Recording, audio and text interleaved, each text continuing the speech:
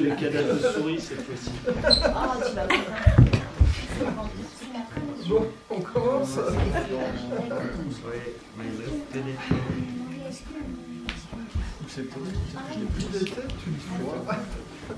Bon, tout le monde connaît les trips, ça ne pose pas de problème. On revenait à un truc, vous ne savez même pas ce que c'est. Ouais, elle a dit qu'il fallait venir, on est venu. Moi aussi, on a C'est gros, non, Quand tu as levé la main, c'est que tu sais ce que c'est qu'un trips. Non, c'était en tant que parti nazi, j'ai donné un ordre. Moi je vois ça, c'est un trips. Moi, je vois pas ce que c'est. Donc un trips. Comment ça s'écrit déjà? C'est un trips ou un trips? Ça s'écrit un trip.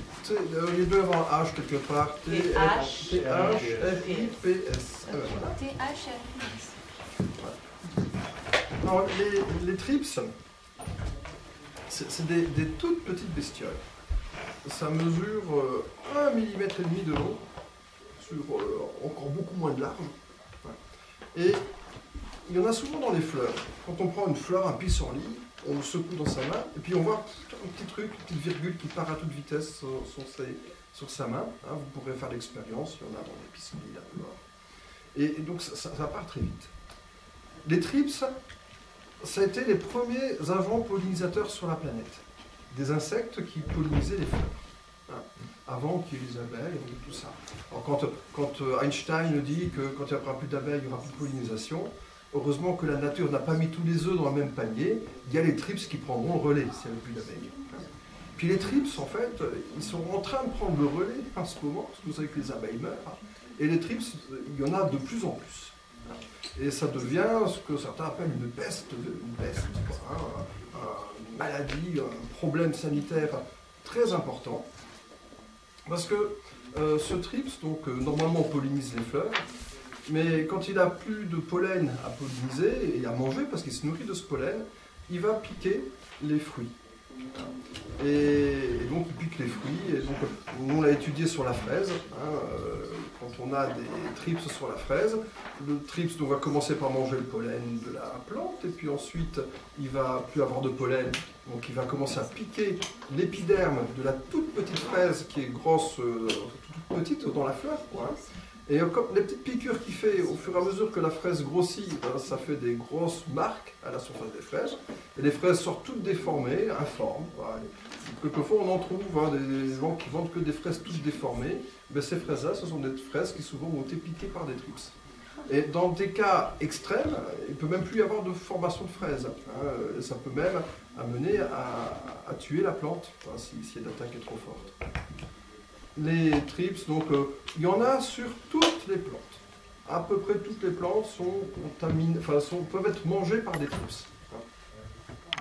Et puis alors, comme c'est devenu un problème général, récurrent, qu'il y en a partout,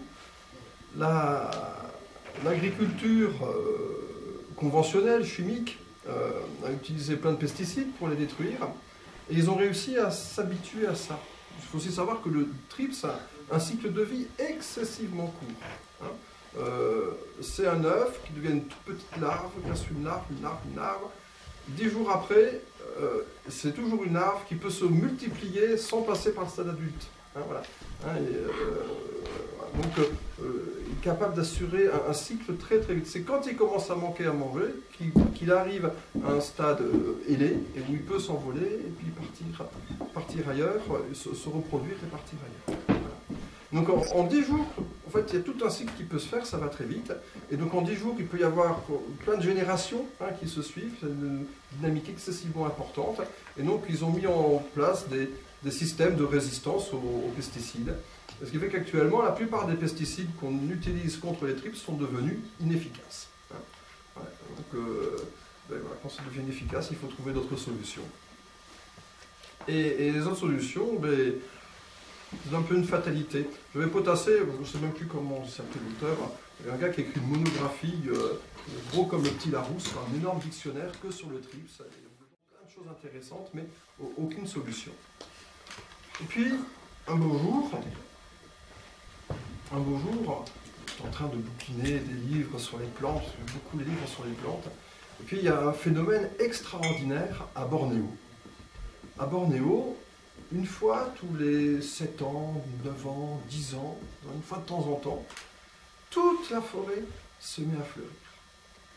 Il y a des fleurs partout. Alors, les gens qui vivent là-bas ont vu un signe d'une divinité, enfin, une exubérance de la nature. Imaginez une forêt entièrement en fleurs.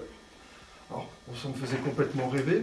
Un peu plus tard, on m'a appris, je ne suis jamais allé à Bornéo, mais un peu plus tard, on m'a appris que ces fleurs, elles sentent le beurre rance, donc c'est pas forcément une odeur très agréable. Mais voilà, mais il y a cette énorme floraison.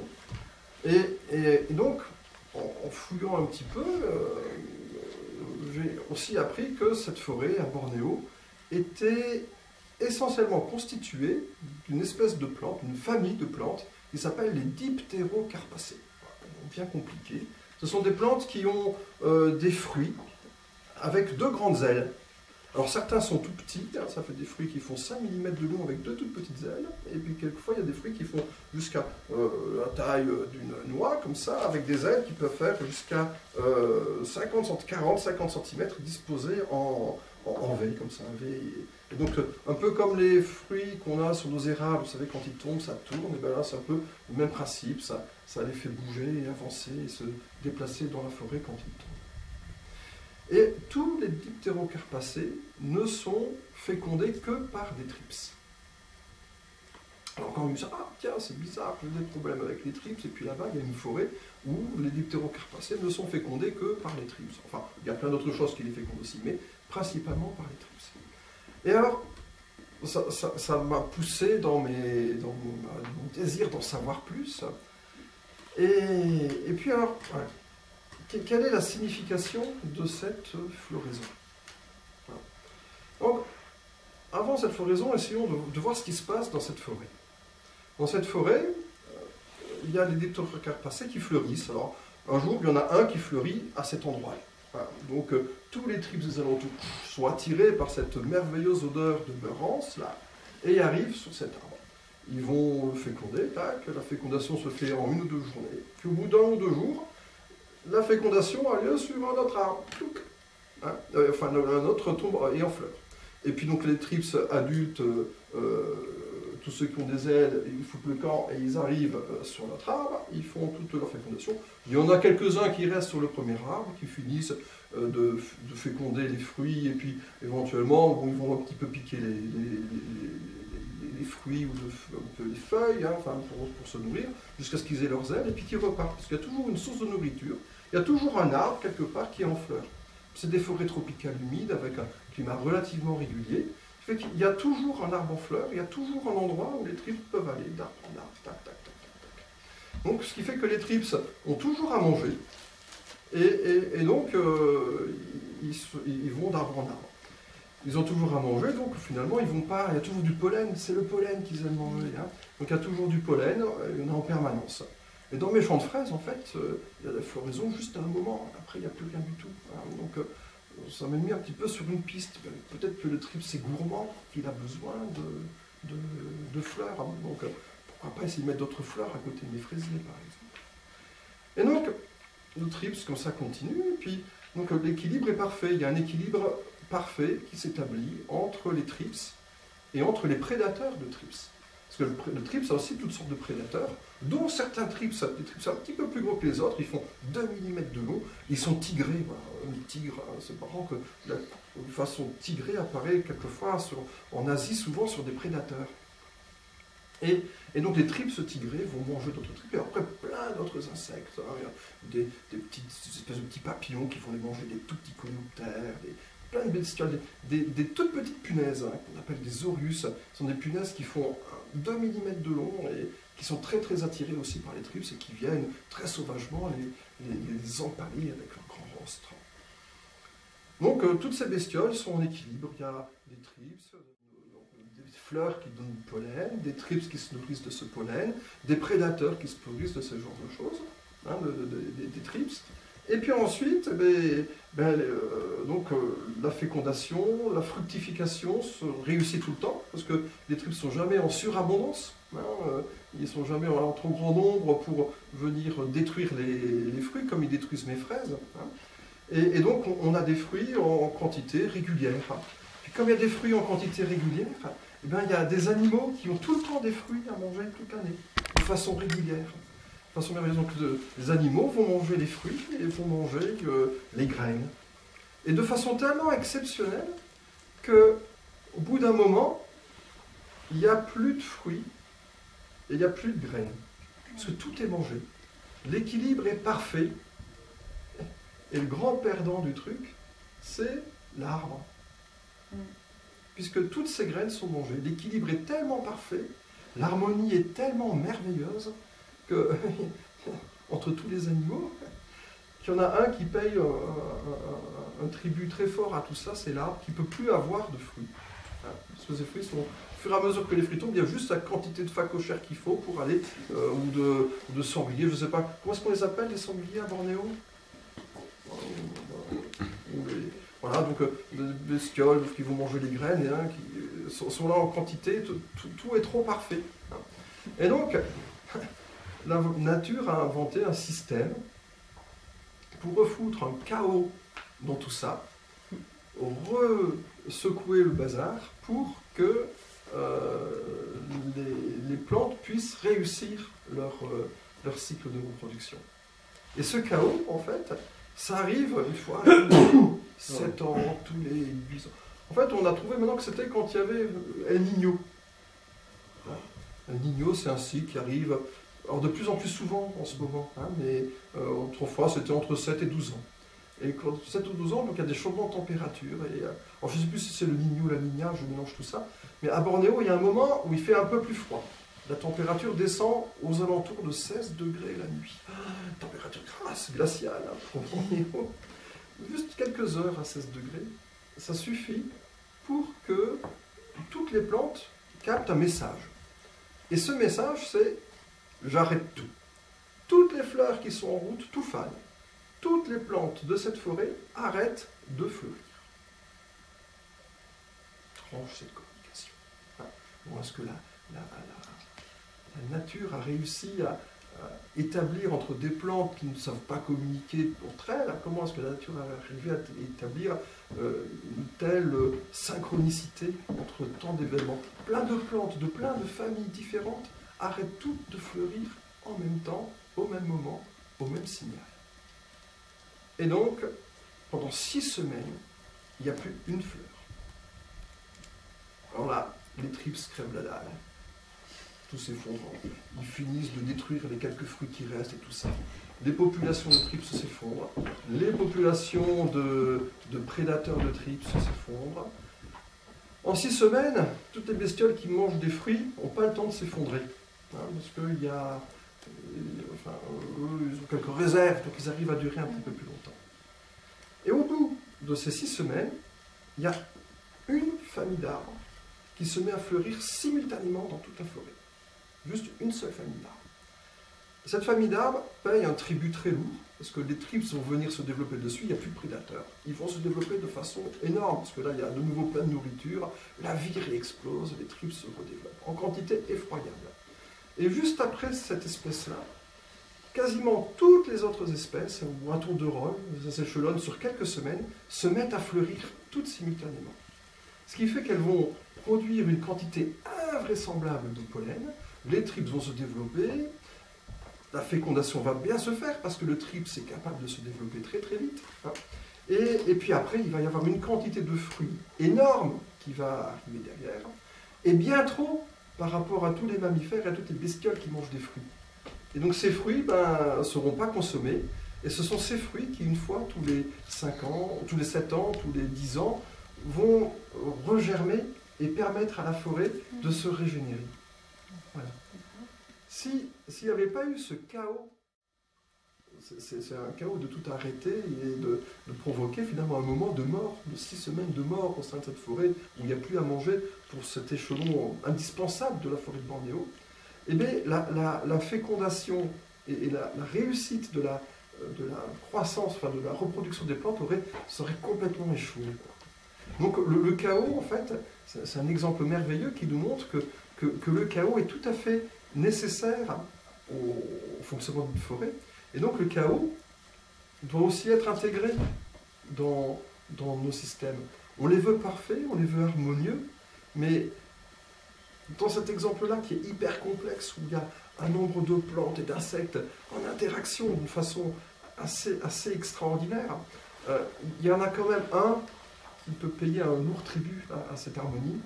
Et pour que celui-ci ne paye pas un trop lourd tribut, il y a des moments où il faut lui laisser aussi un espace de liberté, qui puisse s'exprimer, et donc en l'occurrence assurer son cycle de reproduction et assurer la fonction qu'il a en tant qu'être vivant de procréer et de donner naissance à la vie et d'entretenir cette fertilité. Voilà. C'est beau. La vie est belle. Alors tout ça, c'est pas fini. Qu'est-ce que ça m'apprend par rapport à mon projet, mon jardin, de ma plantation de petits fruits, de framboises, de fraises? On a des trucs sur toutes les plantes. Qu'est-ce que je peux faire pour essayer de réguler ces trips? Déjà, cette première idée, qu'il faut qu'il y ait des fleurs partout.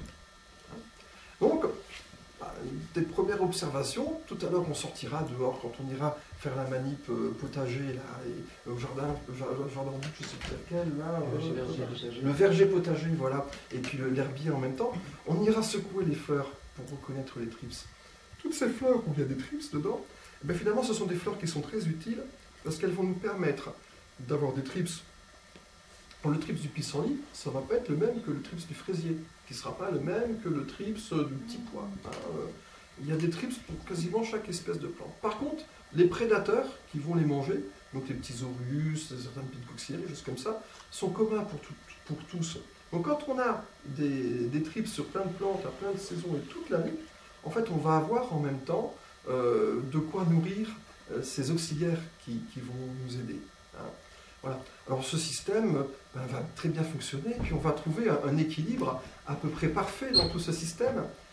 Et alors après, on va dire, mais on n'aura plus de fruits si tout s'équilibre trop bien. Et il se trouve que chez nous, le chaos, il arrive avec l'hiver. Parce que l'hiver, c'est ce qui se passe dans cette forêt vierge. Et à un moment, tout s'arrête. Et ça s'arrête pendant bien plus de 6 semaines, comme cette année, l'hiver qui n'en finit pas de durer. Et après, ça reprend. Donc finalement, le fait même qu'il y ait une saison, qu'il y ait un rythme, apporte aussi un chaos. Et donc voilà, et dans la succession des choses, quand dans toutes les mythologies, les spiritualités, on apporte tant d'importance au cycle des saisons, ce cycle de la naissance, de la maturité, du développement, de la maturité et de la mort, du printemps, de l'été, de l'automne et de l'hiver. Voilà. Ces cycles-là, en fait, sont des cycles où se côtoient, se succèdent la lumière et l'ombre, mais la lumière et l'ombre, la construction et le chaos sont deux entités du même élément et du même cycle dans lequel on s'inscrit. Et je pense que, dans beaucoup de gens ont tendance, c'est un peu comme ça que je le vis, moi, à s'émerveiller de la nature. Et pour moi, la beauté de la nature, c'est quelque chose qui m'a profondément touché. Et quand j'étais plus jeune, c'était très petites fleurs, très fleurs bleues, c'est beau, c'est beau, c'est beau, c'est beau. Et un beau jour, on comprend que le processus de mort et le processus de destruction est indispensable finalement au bon fonctionnement du cycle. Et finalement, le processus de la mort, s'il n'y avait pas ce processus-là, il n'y aurait pas de processus de vie non plus. C'est intimement lié. Et dans les équilibres que l'on veut retrouver, il faut aussi être en mesure d'assumer, de comprendre, de ressentir et d'assumer ce fait qu'on est des êtres vivants, mais on est aussi des êtres mortels, et que cette propriété de la vie est une propriété essentielle au bon fonctionnement des écosystèmes et des systèmes que l'on veut mettre en place. Voilà. La vie est belle, et la mort est probablement un des plus beaux cadeaux que nous puissions faire à la vie.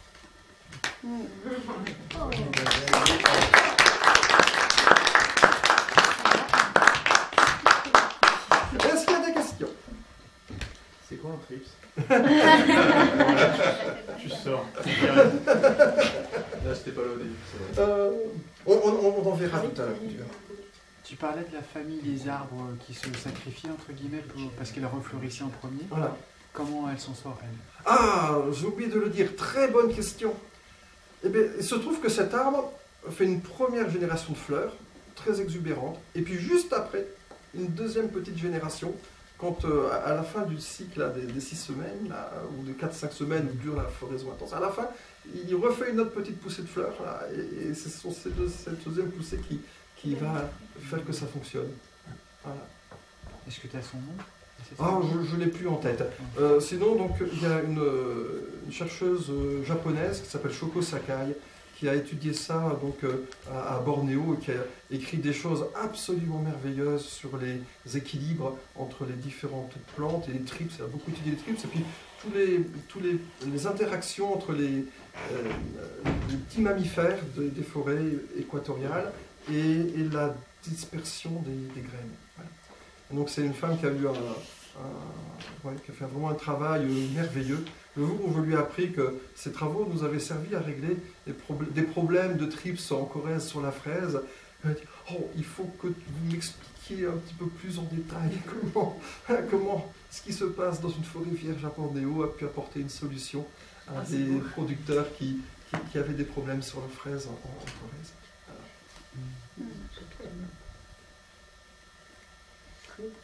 Est-ce qu'en France, ça commence à être entendu alors? Plutôt que d'être considéré comme une peste, est-ce que maintenant on commence à voir un petit peu les choses différemment? Donc, quand on essaie de mettre en place une stratégie, la stratégie du chimique a montré complètement son impasse. Le trips est devenu résistant. Donc il y a une nécessité de réfléchir différemment. Et je pense que sur une bestiole comme le trips, beaucoup de gens sont prêts à beaucoup s'ouvrir parce qu'il y a un enjeu économique très fort. On peut arriver à réguler les trips, c'est perdre énormément de ces productions. Donc l'ouverture arrive par la nécessité. Donc ce n'est pas un hasard, c'est une nécessité. Pour reprendre une discussion qu'on avait sur le hasard, la nécessité. Ni hasard, ni nécessité. Voilà. Et alors après, bon, il n'y a pas une technique pour réguler les trips. À la fois le trips, c'est un être vivant qui a une intention de se nourrir et de se reproduire. En plus, il est gourmand. Il préfère manger du pollen à autre chose. Quand il se rabat sur les feuilles, le truc, c'est qu'il ne trouve pas ce qu'il lui faut. Et d'ailleurs, il se multiplie plus. Il finit de manger et d'attaquer les fruits pour ensuite faire son dernier stade larvaire et d'avoir ses ailes pour se barrer et pour foutre le camp. Quoi. Voilà. Donc, lui, il a l'intention de trouver quelque chose qui est bon pour lui, donc du pollen. Si on lui met du pollen et des fleurs avec du pollen qui l'attirent à proximité, ben, il y a de fortes chances qu'il change. Voilà. Mais si on commence à mettre juste une fleur, dès que cette fleur aura fini de fleurir, il va revenir ailleurs. Enfin, il est presque un danger potentiel. Donc il faut toujours avoir une succession de plantes. Voilà, d'essayer de trouver toutes les plantes qui peuvent assurer toute l'alimentation de ce trips. Et donc, finalement, on se retrouve dans une situation très paradoxale où notre problème, qui est le trips, on est obligé d'avoir une attention particulière pour le nourrir toute l'année, afin qu'il ne devienne pas un problème. Voilà. Bon, par rapport au fonctionnement de la société, le gars qui est le parasite de la société... Il faut s'en occuper. Police vache. Mais voilà, c'est encore une métaphore, la nature est pleine de métaphores. Vive le refuge basique. Voilà, mais c'est... Alors, donc, il y a cette voie-là, mais après il y a aussi l'autre voie, celle de son prédateur. Hein. Alors, actuellement, il y a plein de bois qui commercialisent des Horus, ces fameuses petites punaises. Il y en a qui font fortune avec ça en ce moment. Hein. Les Orius, ce sont ces petites punaises qui vont manger de 2 mm, qui vont manger les trips. Ah. Et donc, il y a des... Donc, ça, on peut les acheter, on peut les mettre dans son jardin, hein, ça marche bien. Mais bon, de la même façon, si eux, ils n'ont pas des trips tout le temps, Ils vont manger d'autres choses. ils vont pas dans d'autres choses. Alors, par contre, eux, la stratégie est mieux perçue par les agriculteurs parce que ils mangent toutes formes de trips. Donc, si on a un champ de fraises, on peut avoir à côté d'autres fleurs qui vont, comme des pissenlits par exemple, qui vont avoir des trips qui ne sont pas les mêmes que la fraise et qui vont finir d'alimenter les autres. Alors, on élève d'autres types de trips à côté, donc ça paraît déjà plus acceptable. Mais ça passe aussi par, finalement, le fait de prendre soin d'autres trips, hein, et trips du pissenlit. Alors ça peut être très handicapant pour le producteur de pissenlit, hein, qui fait son pissenlit juste à côté, quoi, si on commence à élever des trips sur des pissenlits. Donc il y en a d'autres qui peut se retrouver lésés dans cette histoire. Finalement, alors, on invente des systèmes avec des associations de plantes, et puis quelle est la bonne association de plantes à mettre en place? Alors, vous verrez, on a sorti des listes, hein, où il y a plein de trucs de plantes, il suffit ça donne une idée. Mais en fait, la vraie idée, c'est qu'il faut commencer par mettre des plantes et de relaisser des zones redevenir un peu sauvages. Parce que finalement, le milieu va sélectionner lui-même les ressources qui vont permettre de mieux utiliser. Voilà. Si on a un milieu qui produit des trips, donc le trips c'est une source énergétique, source d'énergie qui va être l'énergie d'autres bestioles. Donc quand on laisse la nature s'exprimer toute seule, elle va tout le temps s'optimiser pour utiliser au mieux toutes les ressources énergétiques qu'il y a. Donc le milieu en lui-même va mettre en place là les solutions qui vont être les bonnes. Ce qu'il faut, c'est commencer, pour ça on parle de zone 5 en permaculture, on parle de la zone 51. Donc une zone qui est pas une zone sauvage, c'est une zone secrète, qu'on met tout près de nos cultures, et dans lesquelles on met toutes ces plantes, toutes ces distes très sophistiquées qui vont permettre pour avoir des trips ou pour le puceron, pour ça, on fait des zones 51 pour des tas de choses. Et ensuite, cette zone, comme elle ne va pas être très très bien entretenue, elle va rester comme ça, et bien là-dedans va se mettre en place tous les mécanismes de résilience qui nous seront utiles, et cette zone 51 deviendra secrète, va devenir une zone 5 à la longue. Et en étant suffisamment proche de la zone dans laquelle on veut cultiver nos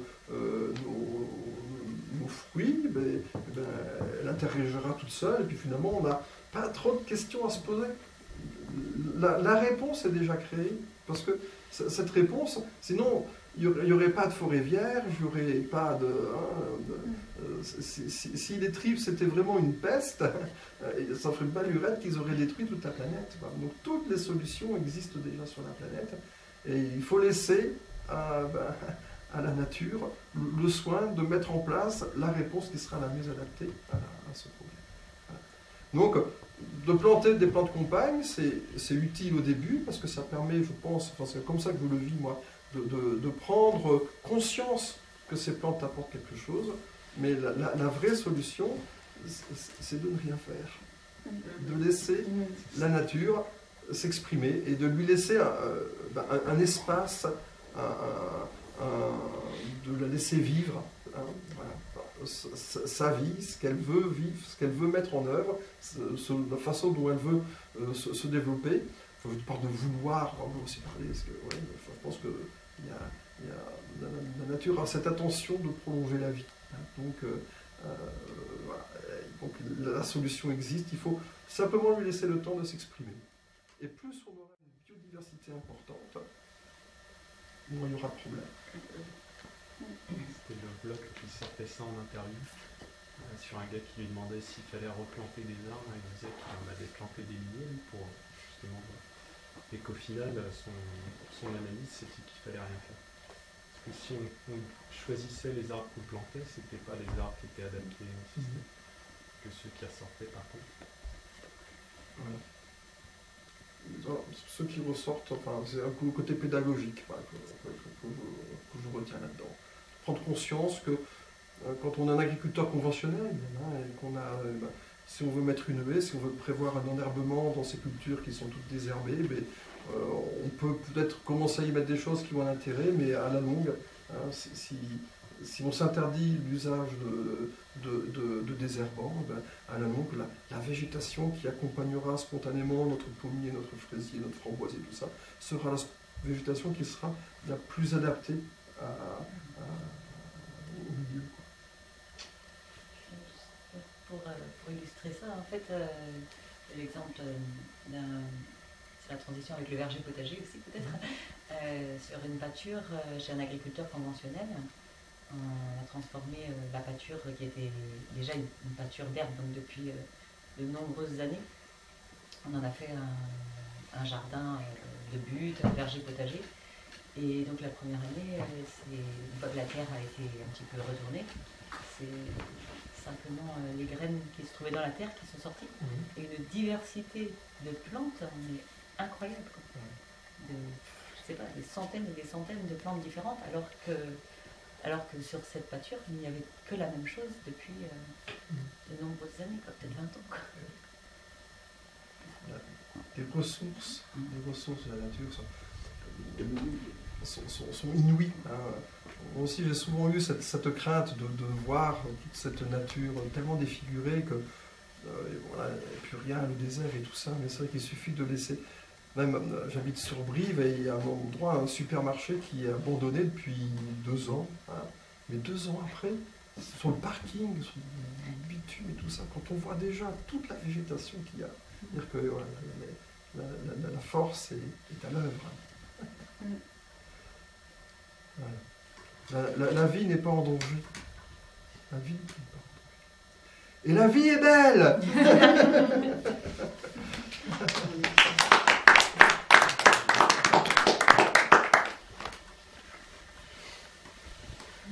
Ils ont remis dessus et on coupait les ronces et les fougères, donc c'est bien parce que ça va. Mais s'ils ne l'avaient pas fait et qu'on avait laissé cette pâture avec les ronces et les fougères, quelle aurait été la suite probable? Une forêt. La forêt. Voilà. La ronce, c'est dans tous nos écosystèmes, dans nos latitudes, la végétation qui devrait y avoir spontanément. Enfin non, ce ne serait pas la forêt en fait. Ce ne serait pas que la forêt. Mais en absence d'herbivores, c'est une forêt relativement dense. Voilà. Ça revient petit à petit à la forêt, quoi. Voilà. Donc la ronce n'empêche pas de... Elle enrichit le sol. Qu'est-ce qu'elle fait exactement, la ronce? La ronce, en fait, c'est une plante qui colonise très vite les lieux ouverts. Dès qu'il y a une clairière qui se forme quelque part, un arbre qui tombe dans une forêt, il y a des ronces qui explosent dedans. Et les ronces, en fait, elles ont plein de fonctions. La première fonction, c'est qu'elles couvrent rapidement le sol de rayons de soleil. Ensuite, la ronce, donc, elle pousse par l'extrémité, car à chaque fois, elle peut se raciner un peu plus loin, mais elle repousse aussi de sa base. Hein. Donc, chaque année, le bois de l'année derrière est mort. Hein, chaque branche ne vit qu'une année. Hein, et donc, ça fait tout un entrelac de plein de bois qui se crée très rapidement à la surface. Alors, tout ce bois qui se crée à la surface meurt. Ça vous rappelle rien? Du bois à la surface de quelque chose qui meurt? Du BLF. Voilà. La ronce, on remet très rapidement dans le milieu, et surtout quand c'est une prairie qui a été pâturée depuis très longtemps, elle va remettre très rapidement dans le milieu tout ce bois. Ce bois, cette lignine, qui, elle, est indispensable au développement des champignons. Et alors, en plus, de choses sont bien faites, la ronce est assez dense, ce qui fait que quand il y a un coup de vent, et que les feuilles tombent, au lieu d'être emportées par le vent, toute cette matière organique reste en même temps stockée. Et la ronce, finalement, va commencer à fabriquer un sol forestier. En produisant très rapidement du BRF, en accumulant très rapidement de la matière organique qui est véhiculée par le vent, des feuilles, des arbres qui sont aux alentours, et en permettant à des champignons de se développer. Et à partir de là, donc, dans un roncier, au bout de quelquefois 5-6 ans, quelquefois 10 ans, on commence à voir émerger des grandes tiges là, de toutes les graines qui ont été disséminées par les animaux, par le vent. Donc les arbres se mettent à pousser, la forêt s'installe. Mais la ronce, en fait, qui est très mal aimée par tout le monde, mais c'est pourtant, c'est la plante qui va permettre à l'écosystème forestier de s'installer. C'est une plante qui est pionnière de l'écosystème forestier. Et pour installer ce champ en permaculture qui vient juste d'être rasé de ses ronces et fougères, il y a combien d'années à prévoir pour avoir un jardin varié à permaculture? Voilà, Zéro, tu commences tout. C'est ce que Il je n'y disais. a pas à attendre. la permaculture, je pense que ce n'est pas un objectif, c'est un chemin. Bah oui. C'est un chemin.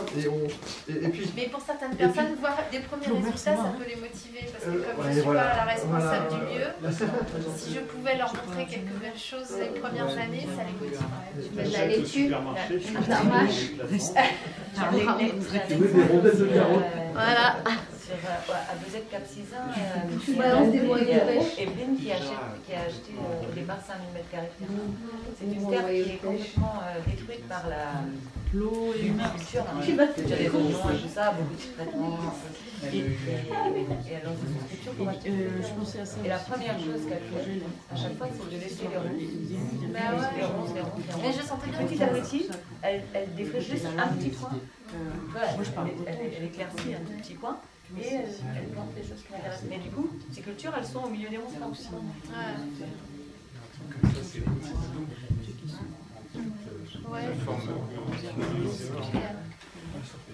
avec une racine profonde, une racine courte, une racine... non? Non, c'est juste la forme que tu fais. Tu fais des petits silos au milieu de ta forêt de ronces. D'accord. Au lieu de tout raser d'un coup. Parce que les ronces aussi, elles protègent les jeunes plants, les jeunes arbres. des rayons de soleil. Et les protègent et des animaux aussi, de tous les animaux qui bouffent les écorces des arbres. Et puis la ronce produit en abondance des fruits. Ces fruits attirent plein d'oiseaux. Ces oiseaux, du phosphore dont on a parlé, ces oiseaux viennent faire leurs excréments là-dedans, qui vont en même temps rapporter, puisque le phosphore est principalement véhiculé par les animaux. Donc, la ronce a un autre avantage, c'est qu'elle éloigne un peu les hommes qui ne veulent pas se piquer. Oui, mais alors les enfants aiment bien aller piquer les murs dedans. Mais on parlait de la forêt aussi tout à l'heure. Est-ce que notre végétation d'ici, est-ce que c'est réellement une forêt? Oui et non. Dans des endroits où il n'y a plus beaucoup d'herbivores sauvages, effectivement ça devient une forêt. Mais dans un endroit où il y a beaucoup d'herbivores sauvages, les herbivores vont maintenir aussi une pression et un espace ouvert, où il y a aussi toutes sortes de plantes prairiales qui vont apparaître. Et si on a bien les deux, on a plus de diversité floristique dans la flore prairiale que dans la flore forestière en France.